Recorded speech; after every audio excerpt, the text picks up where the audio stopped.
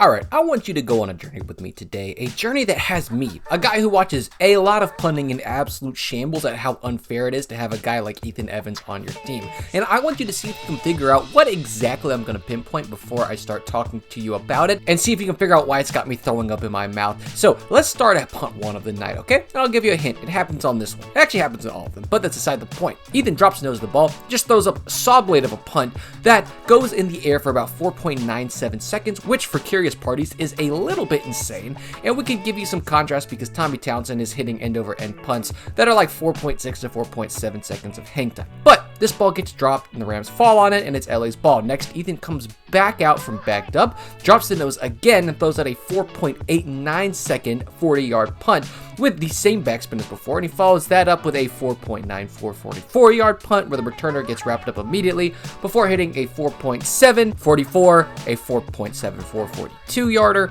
a 47-yard, 4.77-yard punt, and then finally hits a 40-yard punt out of bounds. Hang time be damned.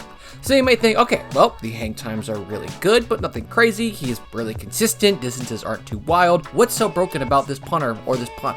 Well, I want you to watch how these NFL veterans, everybody who's catching punts, has been in the league for multiple years, handles the ball as it's coming down. First one, let's look at where it hits the returner. Okay, look at it. He's tracking it. He's staring it down, and bang, it still comes down outside of the breadbasket to his right, which is why he muffs it. And it's not a one-off event. They bench him and put out number 38, who has to run forward through traffic, calls for the fair catch, and still has to catch it off center to his right. The next one appears to be the cleanest catch of the day, but even then, he has to make a last-minute adjustment backwards to be able to have that ball not bounce off the top of his chest. And if you want to see what I mean, look at the next one. He runs forward to field it, calls for the fair catch, doesn't make that same adjustment, and almost sends it off his collarbone, and he's able to luckily corral it.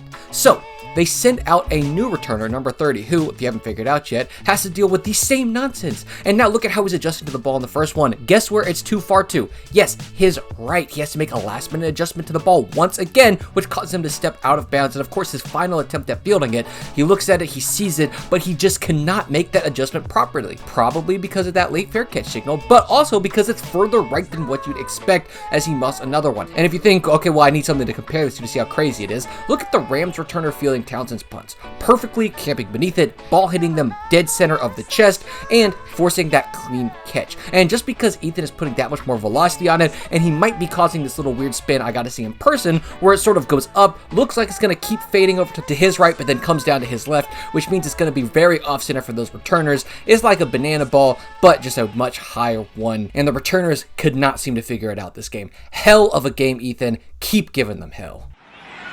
King, a little bit of a mouth problems for the Texans in special teams, and the ball recovered by the Rams.